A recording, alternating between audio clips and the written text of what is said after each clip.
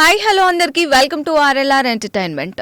మన టాలీవుడ్ ఇండస్ట్రీలో కాదు, ఏ ఇండస్ట్రీలో అయినా కూడా ఒక ప్రొడక్షన్ హౌస్ డైరెక్టర్ హీరోకి నేమ్ కావాలి అంటే డెఫినెట్ గా వాళ్ళు తీసిన మూవీ బ్లాక్ బస్టర్ హిట్ అవ్వాలి. ఒకవేళ అవ్వలేదు అంటే డెఫినెట్ గా ఆ మూవీకి రావాల్సిన క్రెడిబిలిటీ రాదు, డెఫినెట్ గా ఇమేజ్ రాదు, లైక్ అంత ప్రమోట్ చేసినా కూడా వాల్యూ ఉండదు అనమాట. సో అలా వాల్యూ లేని మూవీస్, అలా వాల్యూ లేని ప్రొడక్షన్ హౌస్లు చాలా ఉన్నాయి. అండ్ రీసెంట్ గా ఒక టాపిక్ అయితే బాగా వైరల్ అవుతుంది సోషల్ మీడియాలో. అదేంటంటే ఒక ప్రొడక్షన్ హౌస్ చేతిలో చాలా మూవీస్ అయితే ఉన్నాయన్నమాట. ప్రస్తుతం వాళ్ళైతే చాలా చాలా చిన్న మూవీస్ ని ప్రొడ్యూస్ చేస్తున్నారు. బట్ ప్రొడ్యూస్ చేసే టైంలో లైక్ ఏ మూవీ కూడా అంత హిట్ గానీ అంత కలెక్షన్స్ కానీ ఇవ్వలేదు.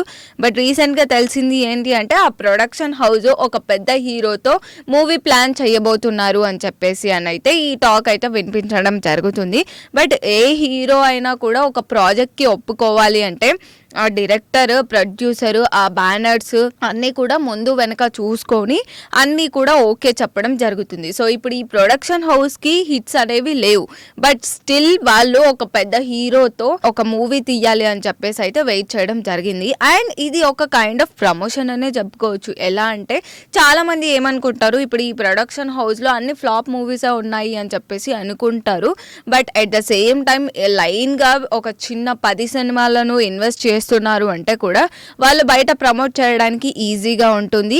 అదేంటంటే మా చేతిలో హ్యాండ్ఫుల్ ఆఫ్ ప్రాజెక్ట్స్ అయితే ఉన్నాయి అని చెప్పేసి ఇలాంటి క్రెడిబిలిటీ కోసము ఇలా బిగ్ స్కామ్ చేయబోతున్నారు అని చెప్పేసి కూడా చాలా మంది అయితే అనుకోవడం జరిగింది.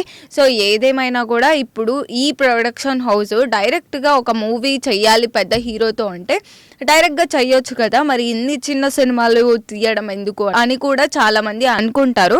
బట్ ఏంటి అంటే ఇప్పుడు ఈ చిన్న సినిమాలు ఏవైతే ఉన్నాయో వాటి ఓటీటీ హక్కులు కానీ శాటిలైట్వి కానీ అవి కూడా ప్రీ అమౌంట్ తీసుకోవడం, అడ్వాన్స్ అమౌంట్ తీసుకోవడం, దానివల్ల దీనికి ఇక్కడ ఇన్వెస్ట్ చేయడం, లైక్ ఇలాంటి థింగ్స్ కొన్ని థింగ్స్ ఉంటాయి. కాబట్టి ఈ ప్రొడక్షన్ హౌస్ అన్ని చిన్న సినిమాలకు ఇన్వెస్ట్ చేయడం జరుగుతుంది. అండ్ అదే విధంగా దీని త్రూ ఈ మూవీస్ చేయడం త్రూ ప్రమోట్ చేసుకుంటున్నారు. అండ్ క్రెడిబిలిటీ వస్తుంది. ఇప్పుడు నువ్వు డైరెక్ట్గా ఒక పెద్ద హీరో మూవీ తీస్తున్నావు అంటే నీకు అంత క్రెడిబిలిటీ రాదు.